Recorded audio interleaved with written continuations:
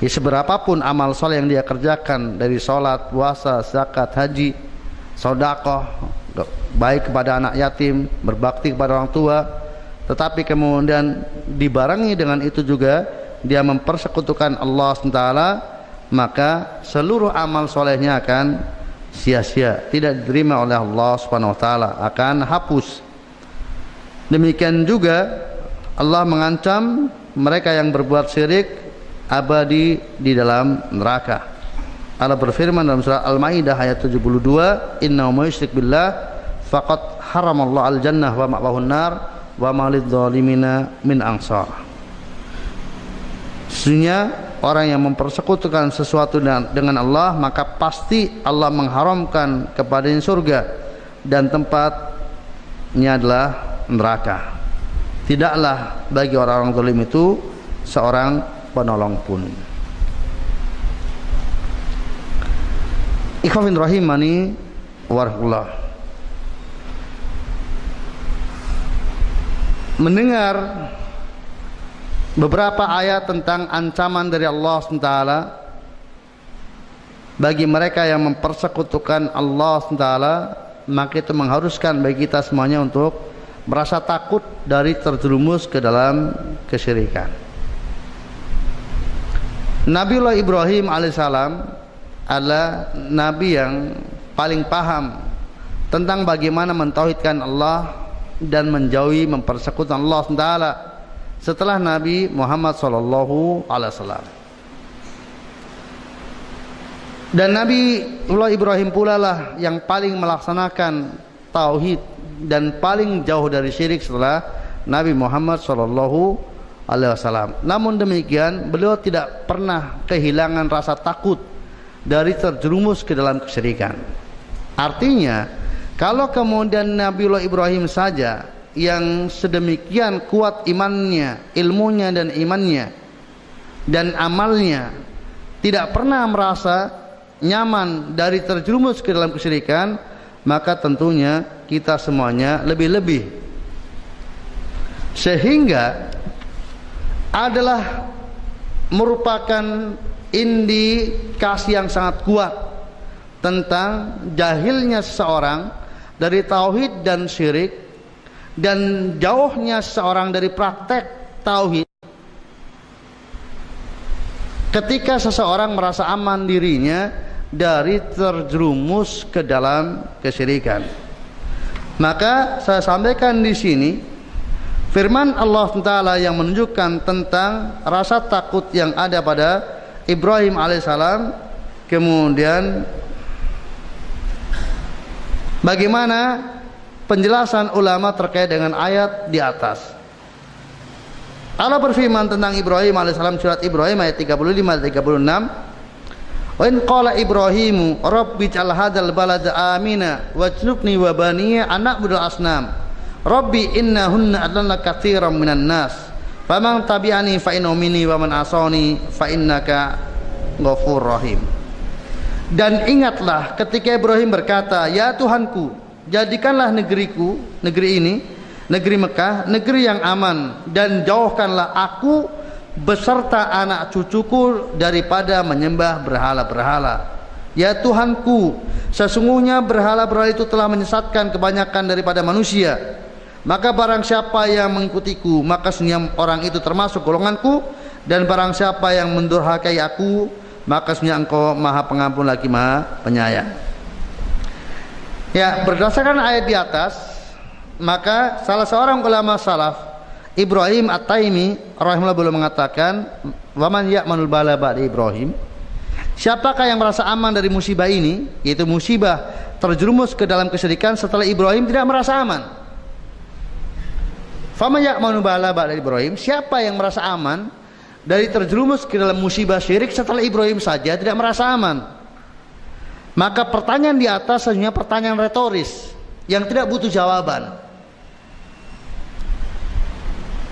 karena saking jelasnya bahwa jawabannya tidak ada semestinya. Tetapi karena realitanya ada manusia-manusia yang merasa aman dari terjerumus ke dalam kesyirikan,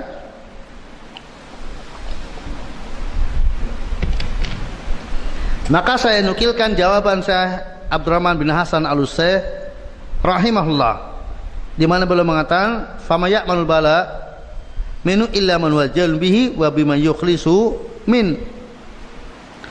Tidak ada yang merasa aman darinya, yaitu terjumus ke dalam kesyirikan, kecuali orang-orang yang bodoh tentang kesyirikan tersebut dan hal-hal yang dapat membersihkan darinya. Ini kesimpulannya. Jadi ini tinggal bagi kita untuk introspeksi diri. Siapa di antara kita yang merasa aman dari terjerumus ke dalam kesyirikan, maka itu adalah bukti kejahilannya. Dan siapa di antara kita yang senantiasa takut, waspada, jangan-jangan syirik itu menimpa dirinya, maka itu indikasi bahwa dia adalah paham bagaimana semestinya dia mentauhidkan Allah dan tidak mempersekutukannya. Sehingga tidak ada dalam kehidupan dunia ini yang lebih dia khawatirkan, lebih dia terjerumus ke dalam kesyirikan. Itulah hamba Allah. Itulah hamba Allah yang sesungguhnya. Karena dia hidup untuk diciptakan hanya beribadah kepada Allah dan tidak mempersekutukannya. Sehingga yang dipikirkan dalam hari-harinya, setiap waktunya adalah apakah dia sudah benar dalam mengabdi kepada Allah Ta'ala semata dan tidak mempersekutukannya. Apakah betul-betul bahwa dirinya telah bersih dari mempersekutukan Allah Ta'ala, sehingga kemudian dia keluar dari tujuan penciptaannya. Itu yang namanya hamba Allah Ta'ala seperti Ibrahim alaihissalam. Walaupun beliau sudah hidup di Mekah, sudah membangun masyarakat tauhid, sudah meninggalkan kampung halamannya yang musyrik, dia beribadah kepada Allah Ta'ala semata di sisi Baitullah, membangun masyarakat. Tidak ada satupun masyarakat yang hidup bersama beliau kecuali muwahhidin, kecuali orang-orang yang hanya kepada Allah dan tidak mempersekutukannya. Namun demikian beliau tetap khawatir, sehingga berdoa kepada Allah untuk dijauhkan dari beribadah kepada berhala. Padahal berhala al-asnam adalah bentuk perbuatan syirik yang sangat nyata, yang sangat jelas. Menyembah berhala adalah perbuatan syirik yang sangat nyata. Tetapi demikian, meskipun demikian beliau tidak pernah merasa aman darinya. Itu karena beliau sangat merindukan perjumpaan dengan Allah SWT. Dan perjumpaan dengan Allah Ta'ala tidak akan pernah terwujud kalau kemudian dia mati dalam keadaan mempersekutukan Allah SWT, sebagaimana firman Allah dalam surah Al-Kahfi tadi, faman kana yarju liqa rabbi falyamal amalan shalihan wala yusyrik bi ibadati rabbih ahada. Maka hanya mimpi,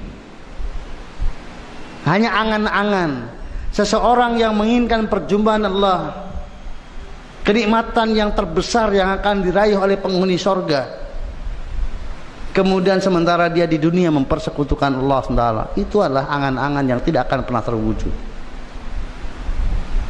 Maka seseorang semakin besar rasa keinginannya dan cita-citanya untuk bisa berjumpa dengan Allah, bisa melihat Allah, bisa mendengar Allah berfirman, yang kenikmatannya tidak bisa dibandingkan dengan kenikmatan sorga, dengan lengkap dengan apa yang ada di sorga dari keindahan yang dipandang dan kenikmatan yang dimakan dan diminum, serta kenikmatan yang ditempati, itu tidak ada perbandingan. Karena perbandingannya antara Allah dengan makhluk tidak bisa dibandingkan.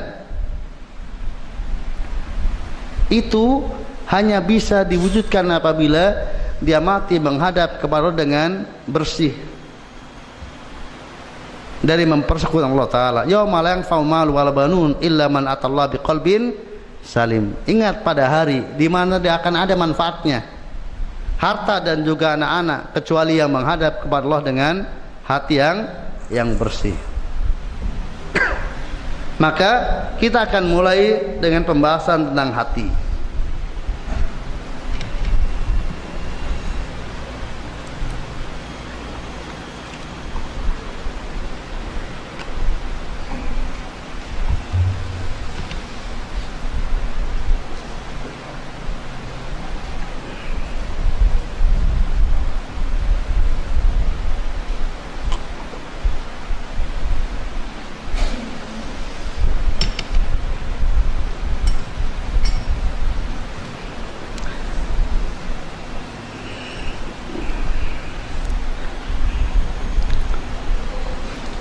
Ikhwan rahimani warahmatullah.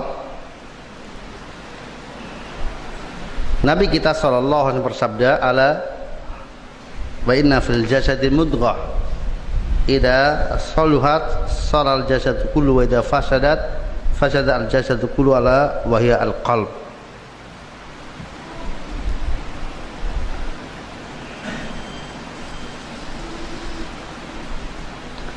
Ketahuilah bahwa pada setiap jasad terdapat segumpal daging. Bila mana baik segumpal daging tersebut, maka baiklah seluruh jasadnya. Namun jika buruk segumpal daging tersebut, maka buruklah seluruh jasadnya. Ketahuilah segumpal daging tersebut adalah hati.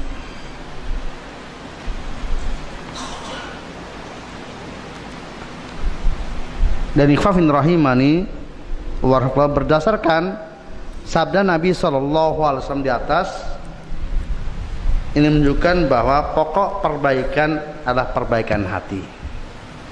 Siapa yang tidak perhatian kepada perbaikan hatinya, maka jangan berharap dia akan menjadi baik pribadinya.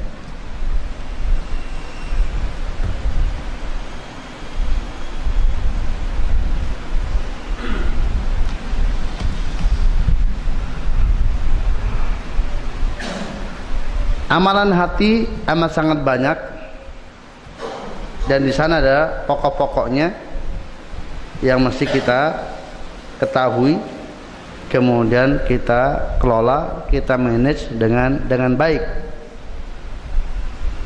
Apa yang semestinya dan apa yang tidak semestinya. Kita berusaha untuk mengetahui apa yang semestinya untuk kita wujudkan, dan kita berusaha untuk mengetahui yang tidak semestinya untuk kemudian kita jauhkan dari hati kita.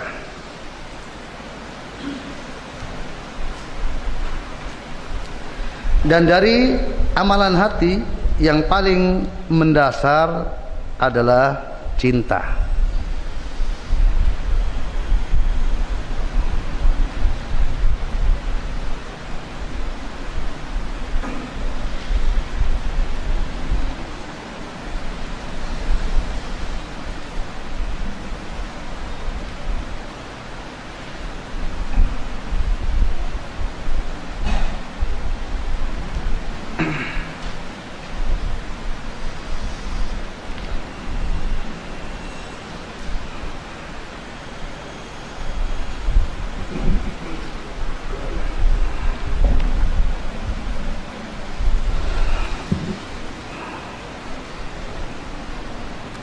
Ikhwan rahimani warahmatullah.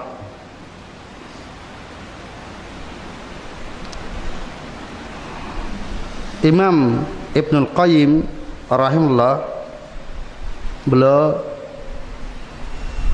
menyampaikan terkait dengan cinta,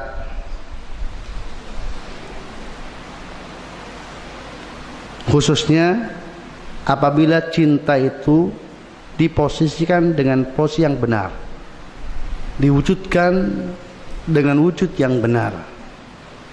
Beliau sampaikan, fa kaifa bil mahabbah allati hayatul qulub wa ghadaul arwah wa laysa lil qalbi liddatun wala na'imun wala falah wala hayat illa biha.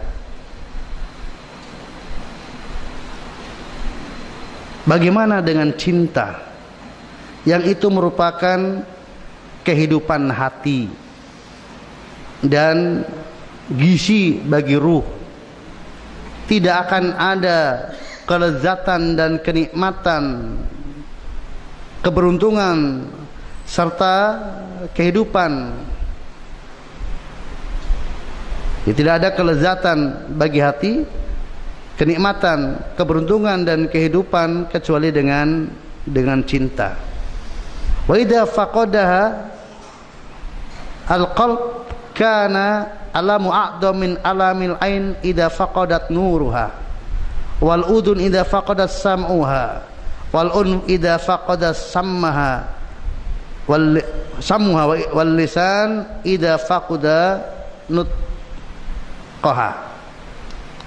Dan hilangnya hati, kehilangan hati dari cinta, maka derita sakit yang dirasakan lebih besar daripada sakitnya mata apabila hilang cahayanya, sakitnya telinga apabila hilang mendengarnya, dan sakitnya hidung apabila hilang penciumannya, serta sakitnya lisan apabila hilang dari ngomongnya, nggak bisa ngomong.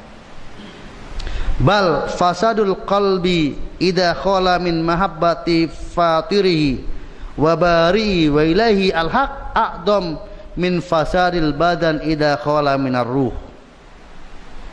Bahkan rusaknya hati apabila kosong dari cinta kepada penciptanya, yaitu Allah, dan sesembahannya yang hak, itu lebih besar daripada kerusakan badan apabila hilang ruhnya. Wa hadzal amru la yusaddiqu bi illa man fi hayatun wala wa malijar lijuruhin bimayitin ilam. Dan hal seperti ini, perkara ini tidak akan dibenarkan, tidak akan percaya kecuali orang yang ada kehidupan dalam hatinya. Dan tidaklah luka itu membuat sakit orang mati.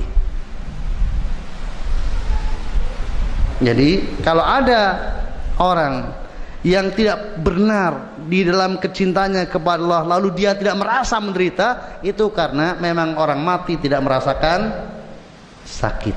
Yang merasakan sakit itu orang yang hidup. Berarti hatinya tidak ada kehidupan sama sekali. Kalau tidak merasakan menderita, padahal sementara dia salah di dalam mencintai Allah Ta'ala, dalam mengelola cintanya.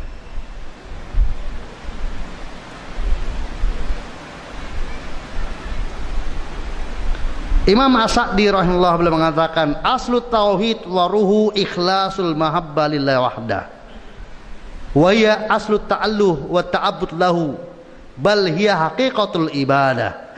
Wala yatimu at-tauhid hatta takmula mahabbatul abdi li rabbih wa tasbiqu jami'al mahabi wa tagallubiha wa yakunu la hukmu 'alaiha bi yakunu sairul mahab al-abdu tab'an li hadil mahabbah allati biha sadul abdi wa falahu.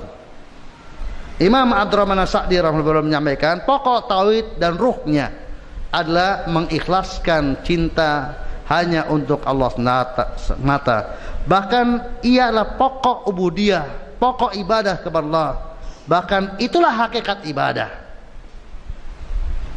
Tidak akan sempurna tauhid sehingga sempurna cintanya seorang hamba kepada Tuhannya, dan dikedepankan atas semua kecintaan kepada yang lainnya, atas kecintaan kepada semua yang selainnya, dan dijadikan hakim atasnya. Artinya bahwa seluruh kecintaan kepada yang selain Allah adalah semata-mata hanya mengikuti kecintaan kepada Allah Ta'ala, yang dengannya seorang hamba akan merasakan kebahagiaan dan keberuntungan. Ikhwan rahimani, inilah kedudukan cinta dalam kehidupan seseorang.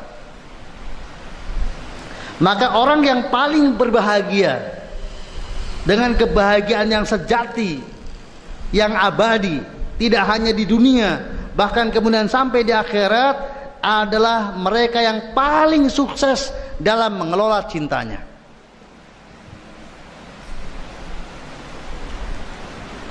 Bahkan kesehatan jasad ini pun sangat terpengaruh dengan kesehatan kesehatan hatinya, kesehatan cintanya.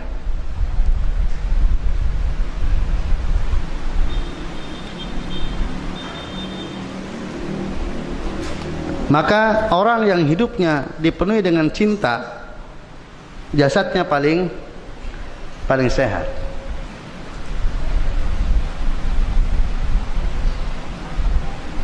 Dan Rasulullah SAW adalah orang yang paling sehat dalam sejarah kehidupan manusia. Beliau praktis tidak pernah sakit kecuali menjelang wafatnya. Hidup dengan kesibukan yang luar biasa dan dokter pribadinya nggak kepake. Istri 9, ya, istri 9, kesibukan luar biasa, perang sana sini, tapi beliau adalah orang yang tidak pernah sakit karena happy, hidupnya bahagia, pengelolaan cintanya benar, semua dihadapi dengan hati yang lapang. Dia mencintai apa yang mesti dilaksanakan. Dia mengelola cintanya, beliau mengelola cintanya dengan benar.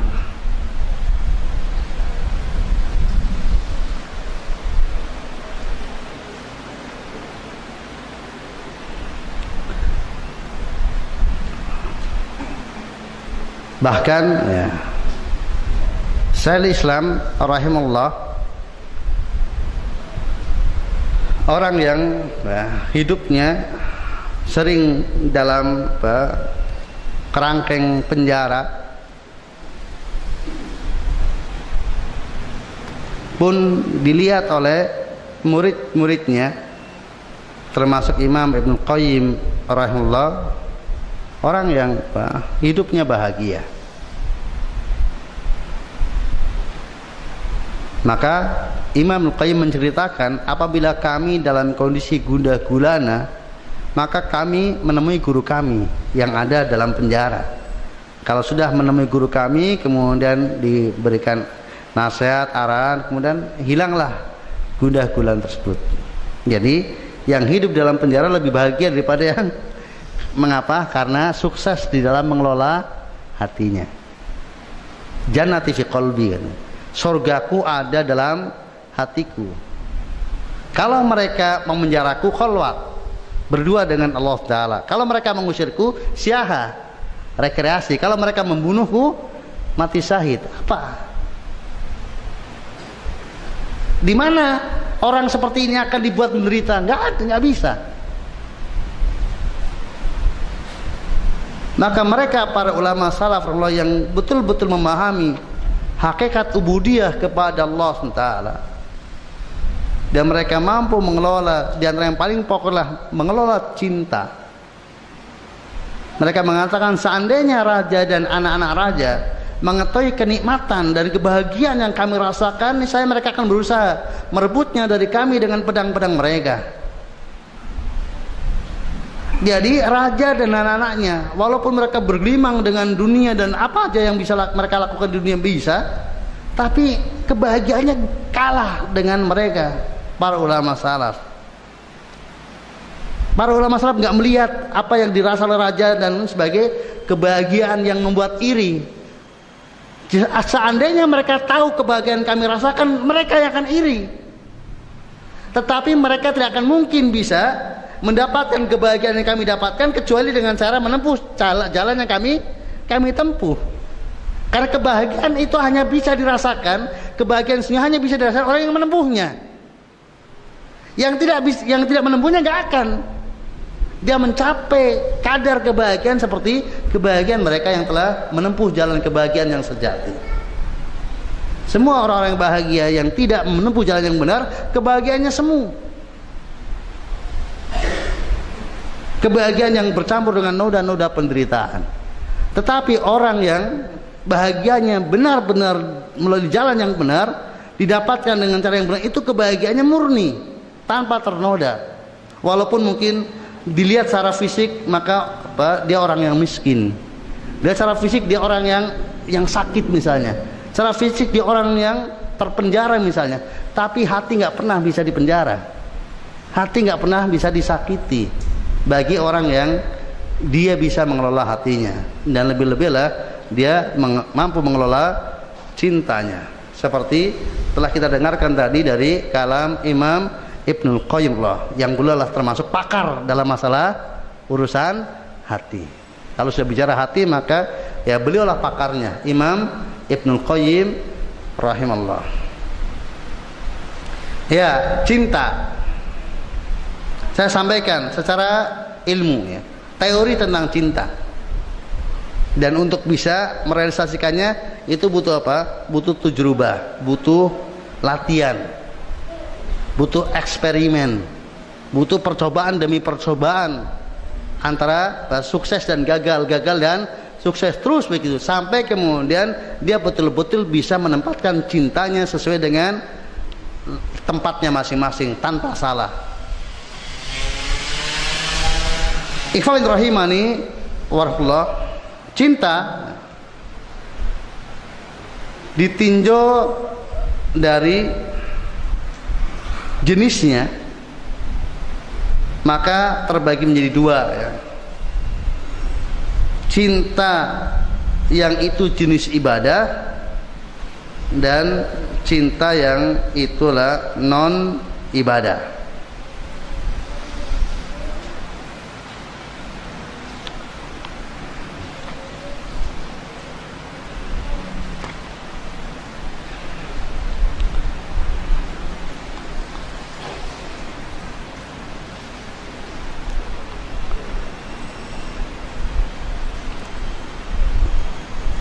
Artinya bahwa jenis cinta itu ada yang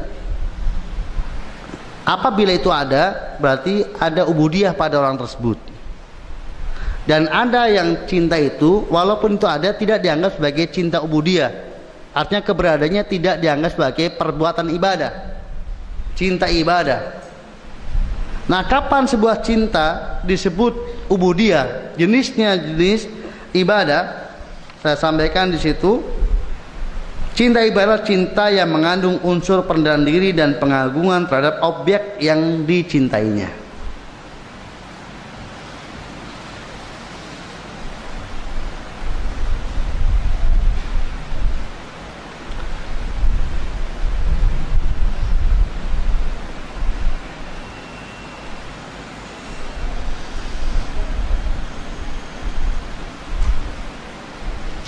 Ya, sebagaimana menyebutkan mahabbatul ibadah wa dhabituha an tu'addi bi hadil mahabbah ila taqdim wa dhullil li hadzal mahbub.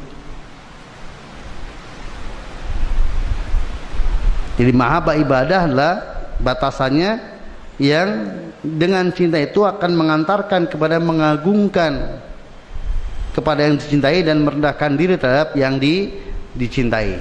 Itu mahabbah ibadah.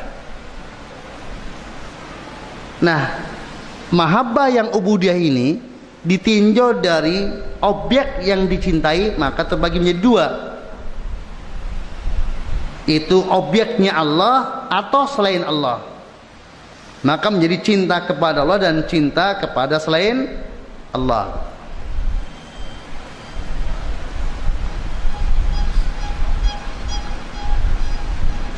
Nah, cinta kepada Allah sebagaimana tadi telah kita dengarkan bersama dari kalam Imam Ibnul Qayyim rahimahullah, ini yang merupakan apa? Pokok dari ibadah, seperti juga tidak kita dengar dari Syekh Abdurrahman As-Sa'di rahimahullah.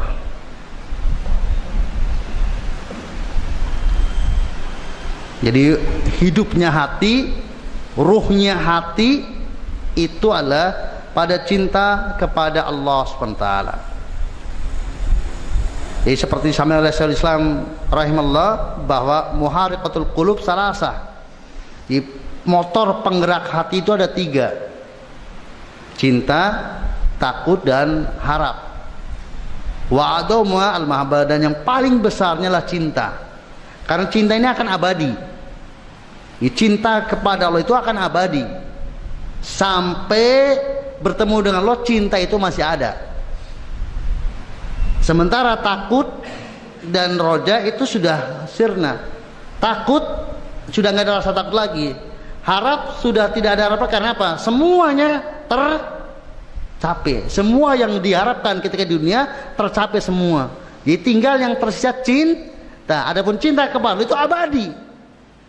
Ketika mereka di sorga pun cinta itu tetap ada. Tapi takutnya sudah, harapannya sudah ada di hadapan semua. Setiap yang mereka inginkan, mereka nggak perlu berharap, langsung mereka dapatkan. Setiap mereka dapatkan. Ya.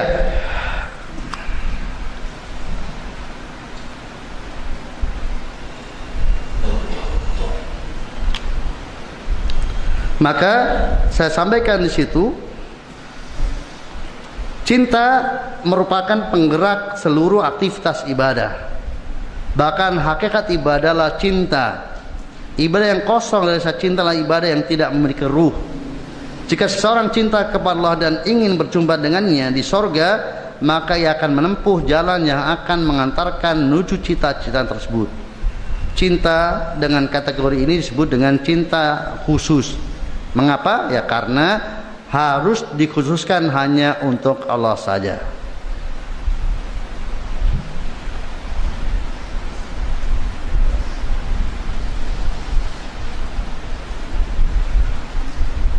Ikhwan rahimani warahmatullah. Setiap orang mengklaim bahwa dirinya adalah mencintai Allah SWT. Tetapi permasalahannya bukan apakah dia mencintai Allah, tetapi apakah Allah mencintainya. Sehingga karena setiap orang mengklaim mencintai Allah, sekarang fokusnya bukan apakah dia mencintai Allah, tetapi apakah Allah mencintainya. Sehingga yang terpenting bagi dia adalah wujudkan cinta Allah pada dirinya. Artinya wujudkan supaya Allah Ta'ala mencintai dirinya. Maka ketika kaum mengklaim bahwa mereka mencintai Allah, Allah turunkan firman Allah surat Ali Imran ayat 31. Qul in kuntum tuhibbunallah fattabi'uni yuhibbukumullah wa yaghfir lakum dzunubakum. Innallaha wallahu ghafurur rahim. Wallahu ghafurur rahim. Katakanlah, jika kamu benar-benar mencintai Allah, ikutilah aku. Niscaya Allah mengasihi dan mengampuni dosa-dosamu. Allah Maha Pengampun lagi Maha Penyayang. Ini ayatul mihnah, ayat ujian, tes bagi siapa saja yang mengklaim mencintai Allah. Dan semua orang mengklaim mencintai Allah. Semua orang yang mengetahui bahwa langit dan bumi ada penciptanya, yaitu Allah, maka tumbuh cinta kepada Allah.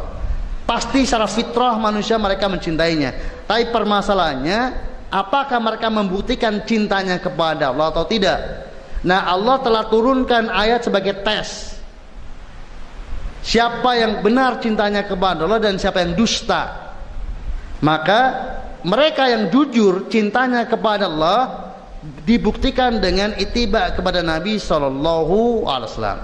Dan yang tidak ittiba kepada Nabi SAW, maka itulah cinta dusta, palsu, cinta gadungan, bukan cinta yang sesungguhnya.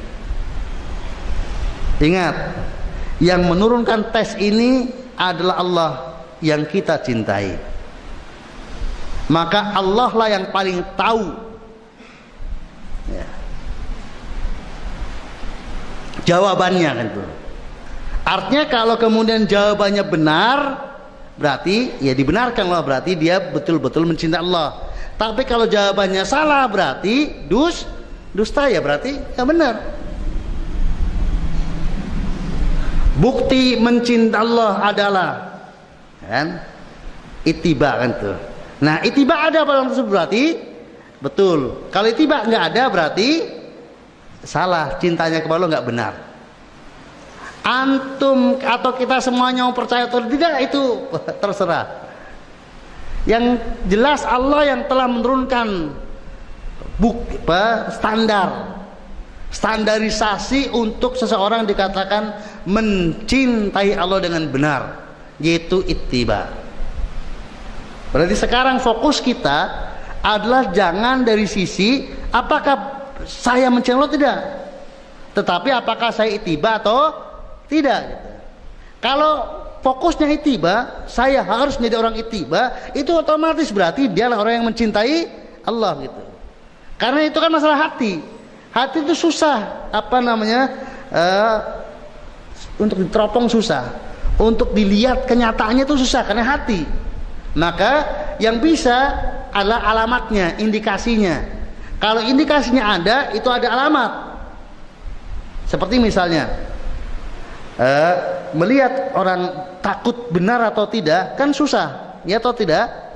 Tapi kalau kemudian kita lihat motornya baru, kemudian di parkirnya dikunci double ya, kunci ganda, sudah gitu ditempelkan di pohon, kemudian dirantai sama pohon, berarti kita kan ini sangat takut kehilangan, ya atau tidak? Walaupun kita nggak lihat hatinya, tapi bisa katakan ini orang sangat takut kalau motornya hilang. Karena apa? Dari mana kita tahu? Indikasinya. Tapi kalau kemudian dia parkir sembarangan di tempat yang sepi, dia parkir kemudian kuncinya ngeletak, kemudian dia nggak takut hilang motornya, ya atau tidak? Padahal takut urusan apa? Urusan hati. Indikasinya. Sesuatu yang tampak itu bisa sebagai indikasi. Nah, maka demikian juga tadi Allah sudah menjadikan ittiba sebagai indikasi cinta kepada Allah Ta'ala. Siapa yang ada dalam pribadinya ittiba, dan ittiba yang paling pokok adalah ittiba hati. Ini yang kadang orang salah artinya tidak proporsional di dalam berbicara ittiba kepada Nabi sallallahu alaihi wasallam. Ketika Nabi sallallahu alaihi wasallam beragama dengan agama Allah, yang paling pokok agama Nabi adalah hatinya. Maka kalau kemudian kita ingin ittiba kepada Nabi, paling pokok ittiba hatinya. Ittiba hati yang paling pokok adalah ittiba dalam arkanul iman yang 6. Semuanya masalah hati. Memposisikan hati kita dalam beriman kepada rukun iman yang 6 seperti Nabi.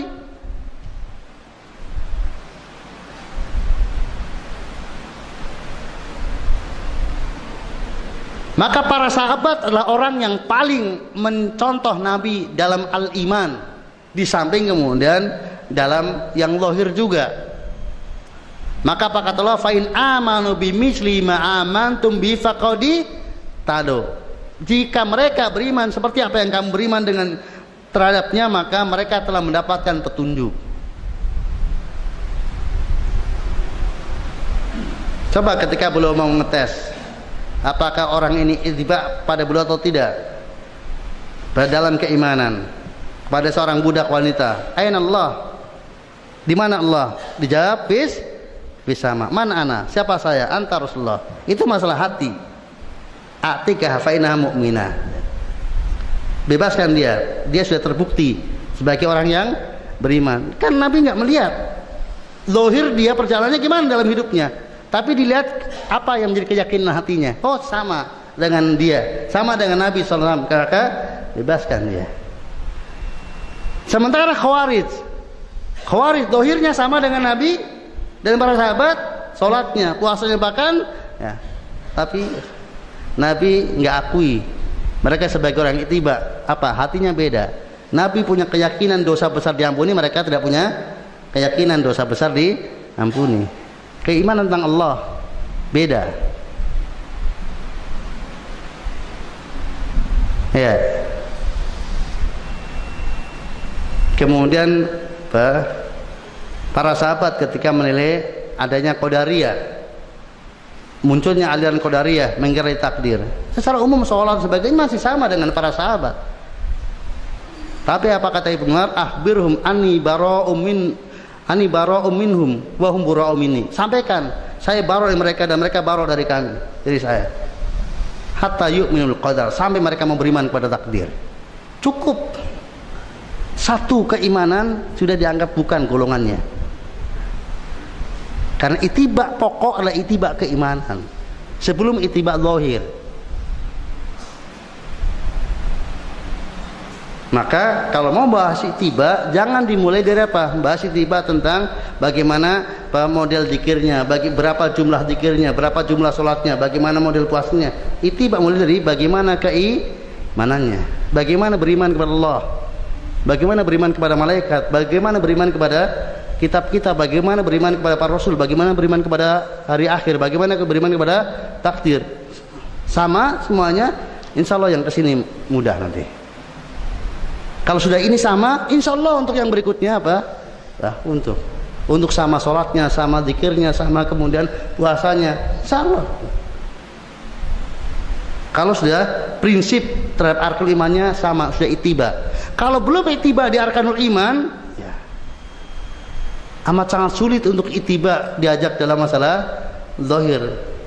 Dan seandainya kemudian ittiba dalam masalah zahir, itu pun sifatnya apa? Akan gali lubang tutup lubang, ditutup sini buka lubang di sana, tutup sana buka lubang di sana. Tapi kalau sudah arkanul imannya diluruskan sama benar, maka ya, kalaupun ada lubang tutup selesai, ada lubang tutup selesai, nggak akan apa muncul. Nah, ini kesalahan dalam dakwah yang banyak lakukanlah memulainya dengan sesuatu yang urusan zahir. Mulailah dengan akidah, dengan tauhid, dengan al-iman.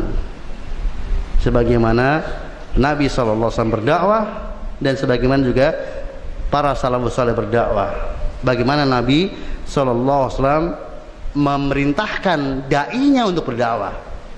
Kepada Mu'adz bin Jabal, "Falyakun awwala ma tad'u ila syahadatu Allah." Hendaknya yang pertama-tama kamu serukan mereka sampai mereka bersyahadat Allah ilallah. Dan berarti yang lainnya ila ayyuhidullah, sampai mereka mentauhidkan Allah.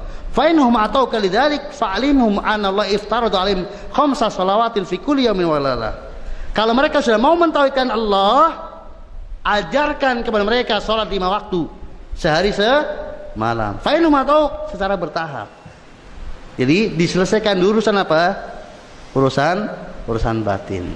Antum mulai langsung dari masalah zahir, enggak, pertentangan yang terjadi. Mulai dari masalah batin. Dan masalah batin dalilnya jelas, ittifaq, enggak ada perbedaan. Yang menyelisihinya jelas dia berarti enggak mau beragama dengan agama Allah. Ada masalah zahir kadang dalilnya beragam.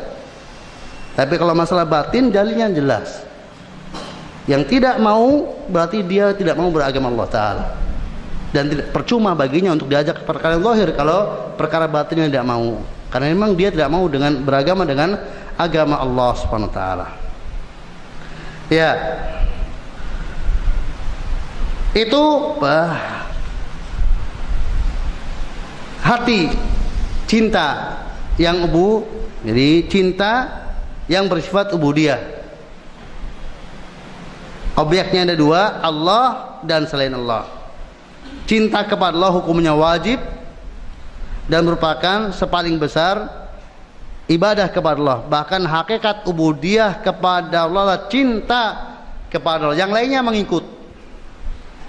Maka kalau sudah benar cintanya kepada Allah, maka yang lainnya akan ikut, karena itu pokoknya.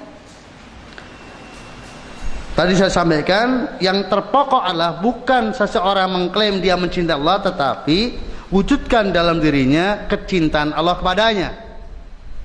Nah, apa syarat seseorang dicintai Allah? Itulah yang semestinya diwujudkan, dan dia tinggal cari ayat-ayat dan hadis-hadis yang menunjukkan apabila hal itu diwujudkan pada diri kita, maka Allah Ta'ala mencintainya. Dan sebagian saya sampaikan beberapa hal yang bisa mendatangkan kecintaan Allah Ta'ala, baik kita kepada Allah maupun Allah kepada kita. Kemudian yang berikutnya adalah cinta kepada selain Allah.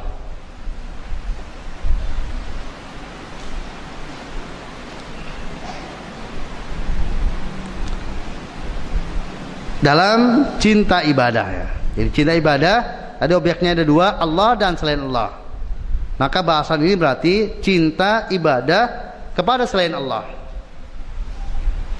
Batasannya tadi sama, yaitu apabila cinta tersebut berdampak mengagungkan kepada yang dicintai dan merendahkan diri terhadap yang dicintai, maka itu cinta ibadah. Berarti kalau seseorang hal itu dia tujukan kepada selain Allah, maka itu adalah telah beribadah kepada selain Allah dengan cintanya, walaupun secara zahir selamat dari ibadah kepada selain Allah, tetapi tersimpan dalam hatinya perendahan diri dan pengagungan terhadap selain Allah SWT, maka itu telah terjatuh dalam cinta kepada selain Allah SWT yang ibadah.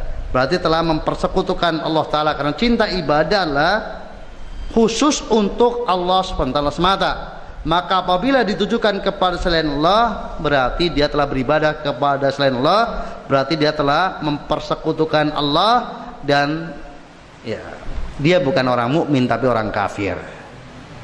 Maka Allah berfirman tentang mereka dalam surah Al-Baqarah 195, wa minan nas may yattakhidhu min dunil andada yuhibbunahum ka hubbillah walladzina amanu ashaddu hubbalillah.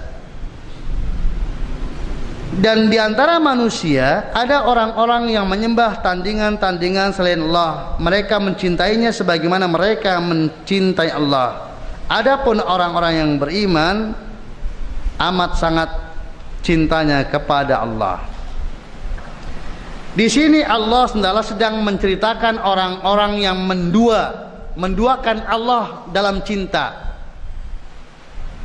Dan dibandingkan dengan orang yang hanya kepada Allah saja cintanya. Siapa yang mencermati ayat ini, maka dia bisa simpulkan bahwa orang-orang yang menduakan Allah dalam cinta ibadahnya, dia bukan orang yang beriman. Dan orang yang beriman itu adalah yang cinta ibadahnya hanya untuk Allah saja. Antum perhatikan ayat itu.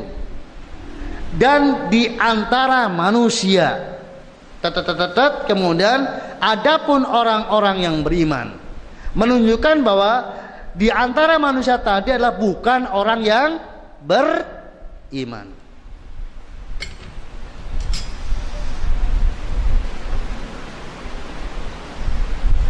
Orang yang beriman manusia atau bukan? Orang yang beriman manusia atau bukan? Manusia. Dan di antara manusia ada yang begini-begini. Adapun orang yang beriman, berarti yang di antara manusia tadi orang beriman atau bukan? Bukan. Kalau bukan orang beriman, orang apa? Orang kafir. Siapa orang kafir itu? Yaitu yang mencintai sesembahan mereka seperti mencintai Allah.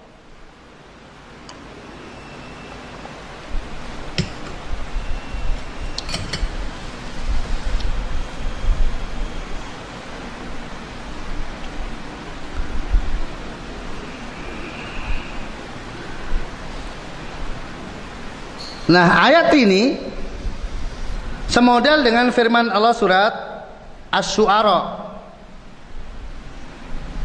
ayat 97 98. Kalau berfirman, tallahi in kunna lafi dhalalim mubin itnusawwikum birabbil alamin. Demi Allah, sungguh kita dahulu di dunia dalam kesesatan yang nyata, karena kita mempersamakan kamu dengan Tuhan semesta alam. Para ulama tafsir menjelaskan bahwa yang dimaksud tindakan menyamakan selain Allah dengan Allah adalah menyamakan antara Allah dengan selain Allah dalam hal cinta dan ibadah. Mengapa? Karena orang musyrikin tidak ada yang menyamakan selain Allah dengan Allah dalam seluruh hal, dalam penciptaan. Orang musyrikin mereka beriman kalau Allah pencipta mereka, tetapi cintanya mendua. Mereka mencintai Allah karena Allah yang telah menciptakannya, memberi rezeki padanya, maka mau tidak mau mereka mencintai Allah dan melakukan ubudiyah kepada Allah. Tetapi sangat disayangkan, di samping itu pula mereka mencintai selain Allah dan beribadah kepada selain Allah. Cintanya cinta ubudiyah kepada selain Allah. Inilah yang dimaksud dengan yuhibbunahum kahubbillah, mencintai mereka seperti mencintai Allah, yaitu cinta ibadah. Sama-sama mahabbah ubudiyah ditujukan kepada selain Allah sebagaimana ditujukan kepada Allah. Maka ikhwafin rahimani warahmatullahi, ini informasi yang tidak banyak diketahui oleh kaum muslimin, sehingga mereka menganggap bahwa orang kafir adalah orang yang tidak beriman kepada Allah SWT. Maka ayat ini menunjukkan bahwa orang-orang kafir itu mencintai Allah tetapi mendua. Dan kalau mencintai Allah, mau nggak mau mereka pasti beribadah kepada Allah. Maka mereka puasa. Dalam hadis Sahih Bukhari, ya, dari Aisyah radhiyallahu anha, kana yaum Asra yaumun shoma fi al-musyrikun, bahwa dulu puasa hari Asyura adalah hari di mana kaum musyrikin berpuasa. Siapa yang puasa? Kaum musyrikin. Puasanya untuk siapa? Untuk siapa? Untuk Allah, bersyukur kepada Allah atas nikmat yang sangat besar. Umar bin Khattab radhiyallahu anhu juga dalam hadis Bukhari atau yang lainnya nyampaikan kepada Nabi sallallahu alaihi wasallam, ya Rasulullah, kuntu nadartu fil jahiliyah an ataqi fil masjid al-haram lailan. Ya Rasulullah, dulu ketika aku masih jahiliyah, ketika masih musyrik, itu pernah bernadar untuk iktikaf di Masjidil Haram satu malam. Iktikaf di Masjidil Haram itu beribadah kepada siapa? Apa kepada berhala? Iktikaf di Masjidil Haram, beliau bernadar kepada Allah untuk iktikaf. Belum sempat ditunaikan, keburu masuk Islam. Apa kata Nabi? Aufi binadrik, tunaikan nadarmu. Kalau nadarnya untuk selain Allah, apakah Nabi memungkinkan untuk memerintahkan menunaikan? Tidak mungkin. Itu menunjukkan bahwa orang musyrikin adalah mereka suka beribadah kepada Allah. Yadhkurunallaha katsiran lailan wa nahara. Mereka juga haji, walaupun dengan cara yang tidak benar, tetapi mereka haji karena mengikuti agama Ibrahim alaihissalam, dan mereka mengklaim sebagai pengikut agama Ibrahim alaihissalam. Maka beberapa ubudiyah yang dilakukan oleh Ibrahim mereka lakukan kepada Allah SWT, tetapi di samping itu mereka mempersekutukan Allah SWT. Oleh karena itu, minimal dalam hidup mereka pernah tidak beribadah kepada Allah sama sekali. Kapan itu? Kondisi ketika mereka kondisinya dalam kondisi sempit. Allah berfirman, "Faida raqibu fil fulki da'ullah mukhlishina lahuddin." Tatkala mereka berada di atas kapal, mereka memohon kepada Allah dengan mengikhlaskan bagi Allah agama.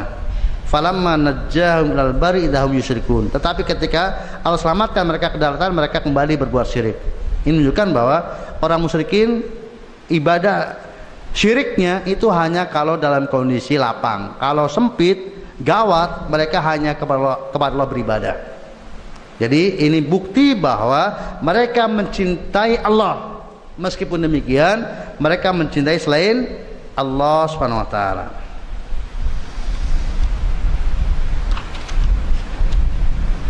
Nah, kapan cinta kepada selain Allah ini masuk kategori mempersekutukan Allah dengan syirik yang besar?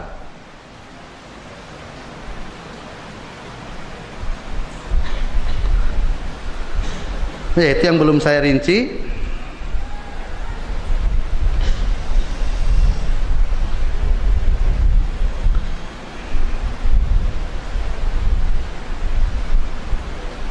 Ya,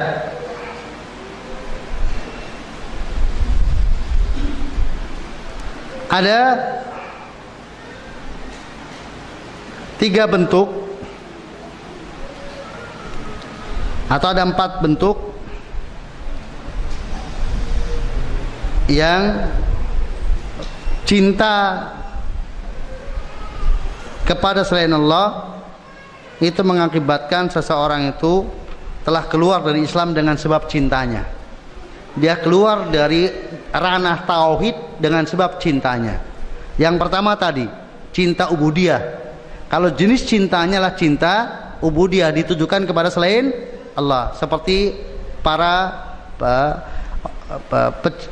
pecinta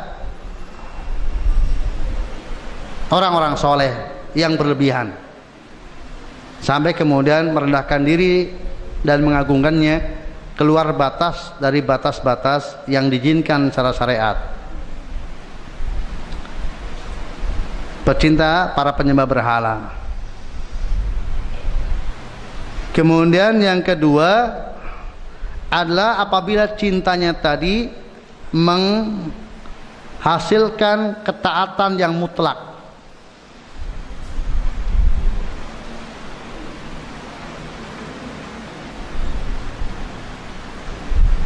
Jadi karena saking cintanya, maka apapun yang diperintahkannya, apapun yang dilarang akan dilakukan, apapun. Jadi kalau dia mencintai seorang, maka apapun yang diomongkan orang tersebut, baik perintah maupun larangan akan diikuti, nggak peduli. Dan dia merasa enjoy, merasa tidak bersalah untuk mengikuti semua perintah dan larangannya. Kemudian yang ketiga adalah mencintai agama kekafiran. Mencintai agama kekafiran.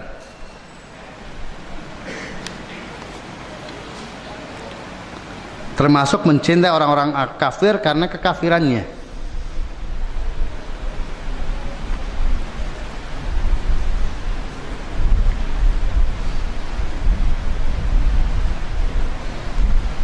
Orang dia suka sama seorang Nasrani karena Nasraninya, dia suka sama orang Yahudi karena Yahudinya.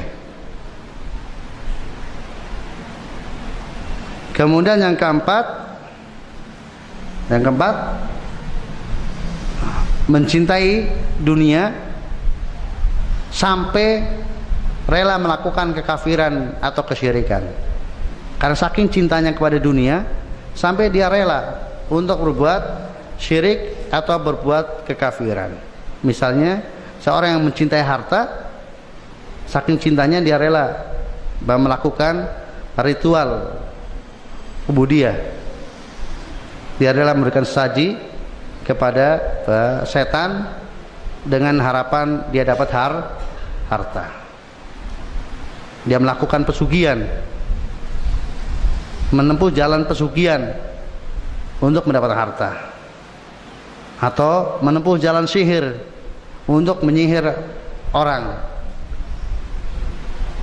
sehingga dia rampas hartanya. Dia sesungguhnya nggak cinta kesyirikan, dia nggak suka syirik, tetapi karena suka harta dia rela untuk melakukan aktivitas mempersembahkan Allah demi mendapatkan harta.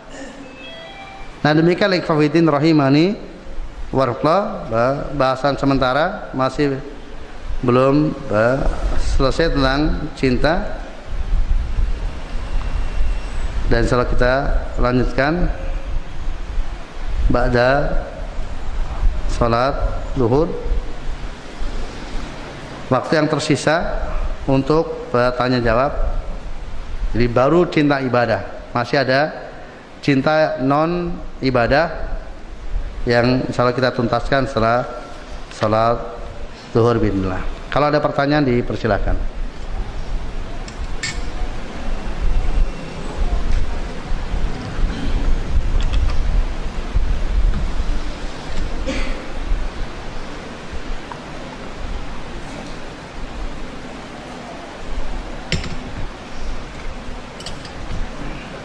Ya.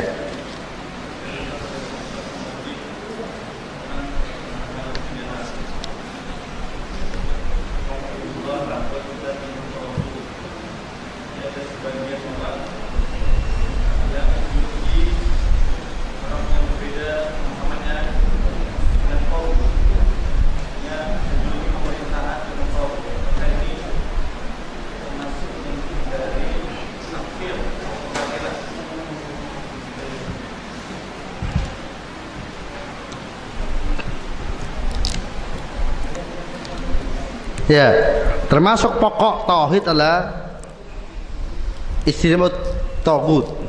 Ubudullaha walaqad ba'asna fi kulli ummatin rasulan an ibudullaha wastanibut tagut.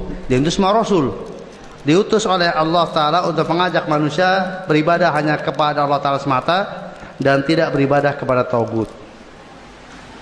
Tauhid adalah segala sesuatu yang disembah selain Allah Taala, baik dalam bentuk dia disembah dalam arti ditujukan kepadanya pengagungan dan perendahan diri, atau dalam bentuk ditaati secara mutlak, atau tauhid dalam arti diikuti, diteladani secara mutlak di dalam keluar dari hukum-hukum Allah Taala. Itulah tauhid. Maka tauhid ditinjau dari penyembahnya, tauhid ditinjau dari yang menjadikannya sebagai tauhid. Maka apa saja yang disembah selain Allah Taala, maka itu tauhid, meskipun yang disembah tidak rela, seperti Isa ibnu Maryam misalnya, seperti orang-orang soleh yang dijadikan sebagai sembahan selain Allah, maka penyembahnya telah dikatakan menyembah tauhid.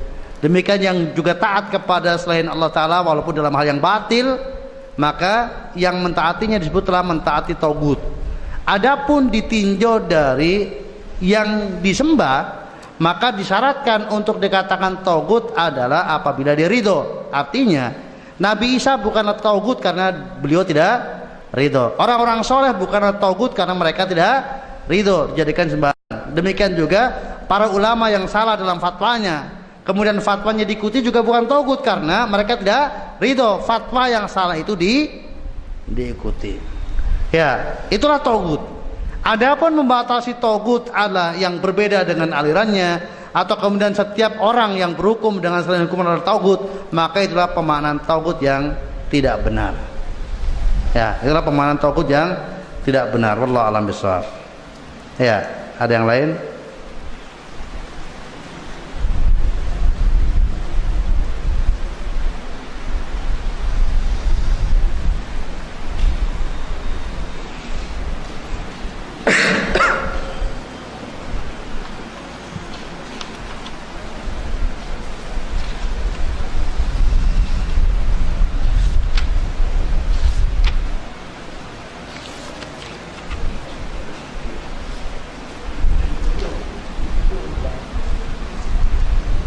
Silakan.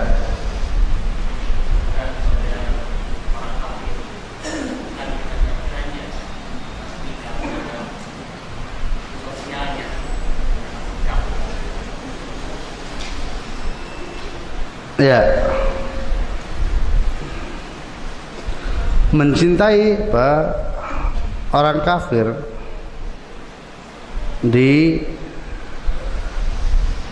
disebabkan bukan karena kekafiran yang ada,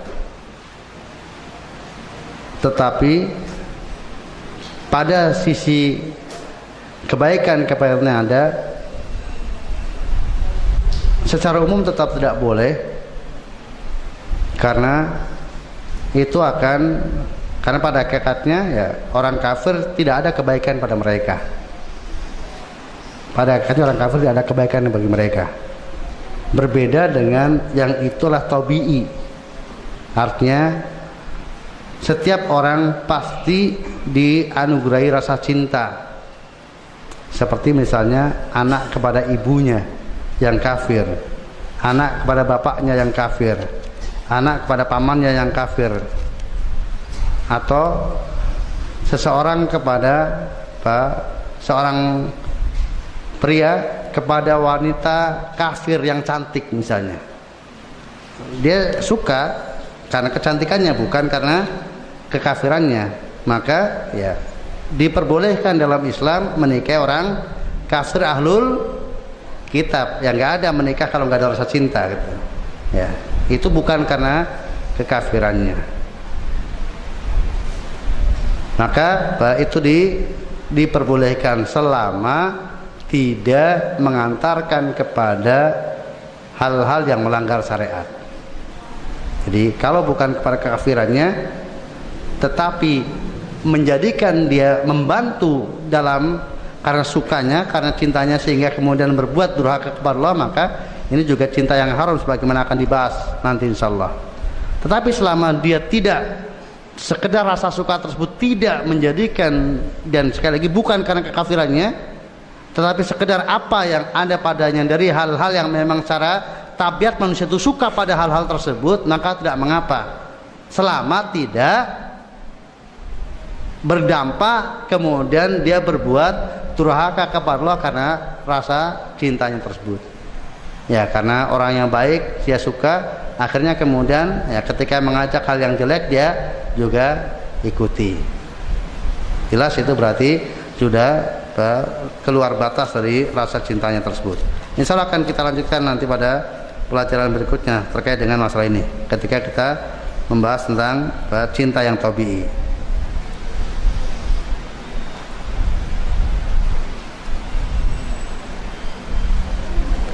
Ya, pertanyaan yang jawabannya sangat terkait dengan pelajaran berikutnya saya tunda ya.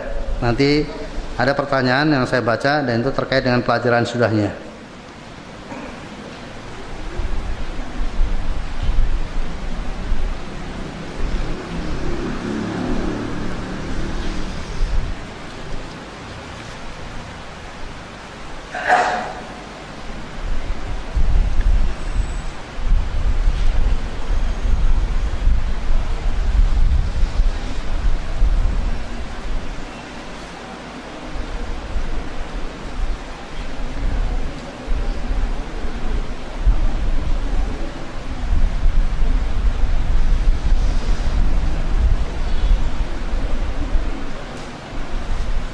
Ya, beberapa pertanyaan masuk nanti setelah pelajaran berikutnya. Adapun bagaimana ciri-ciri manusia yang dicintai Allah SWT dan syaratnya apa saja? Tadi ciri paunya ittiba ya. Jadi orang yang paling taat, yang paling meneladani Nabi SAW adalah orang yang paling mencintai Allah. Berarti cirinya ya dia senantiasa mengerjakan yang wajib dan meninggalkan yang haram. Kalau ada orang seperti itu ciri orang yang dicintai oleh Allah SWT. Apalagi kalau kemudian disertai setelah itu dia mengerjakan yang sunnah dan meninggalkan yang makruh. Itulah orang yang paling cinta Allah. Yang dia lakukan karena apa? Karena rasa cintanya kepada Allah. Rasa cintanya kepada Allah menghasilkan dia senantiasa menegakkan yang wajib, meninggalkan yang haram, bahkan gemar kepada yang sunnah dan meninggalkan pula yang makruh. Itulah orang yang ciri alamat orang itu dicintai oleh Allah SWT. Adapun cara untuk mendapatkannya adalah seperti yang saya sebutkan pada halaman 11 dan 12. Ya, kita lanjutkan pelajaran kita setelah duhur nanti sekitar jam di sini jadwalnya 13.30 ya. Jadwal semula yang tertera di buku adalah 12.30. Tapi kemudian di revisi oleh panitia kita sampai jam setengah 12. Kalau mulainya setelah dulu tetap jam 13.30 atau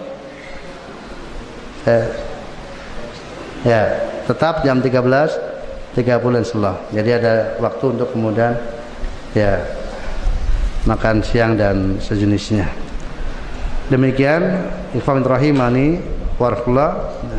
Semoga Allah dalam memberikan taufik kepada kita untuk bisa hadir kembali di tempat ini.